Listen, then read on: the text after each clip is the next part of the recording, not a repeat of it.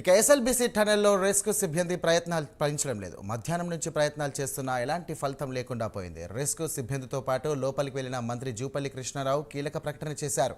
దాదాపు 7 గంటలకు పైగా మంత్రి జూపల్లి కృష్ణారావు టన్నెల్ లోపలే ఉండి పరిస్థితిని సమీక్షిస్తున్నారు. టన్నెల్లో పరిస్థితి చాలా దారుణంగా ఉందని, లోపలి నుంచి ఎలాంటి శబ్దాలు రావడం లేదని మంత్రి జూపల్లి అన్నారు. ఘటన తీవ్రత ఎక్కువగా ఉందని, 8 మంది సజీవంగా ఉండే అవకాశం లేదని మంత్రి తెలిపారు. ఇక నీటి తీవ్రత ధాటికి టన్నెల్ బోరింగ్ మెషిన్ మరియు కొట్టుకుపోయి వచ్చిందని వారు తెలియజేశారు.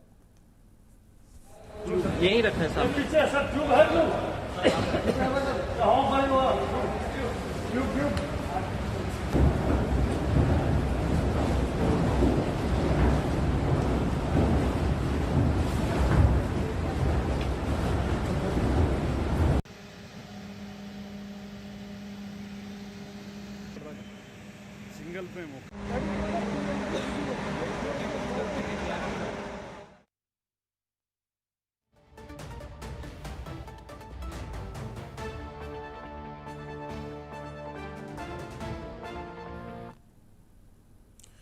ఇక టనెల్ లోపల రెస్క్యూ సిబ్బందికి తోడు డిఫెన్స్ సేనలు కూడా రంగంలోకి దిగాయి. ఇక 3 హెలికాప్టర్లతో పాటు అత్యాధునిక పరికరాలను ఆర్మీ తీసుకుని వచ్చింది. సాధ్యమైనంత త్వరగా చిక్కుపోయిన వారిని ఆచూకీని కనుగొనడానికి అధికారులు ప్రయత్నిస్తున్నారు.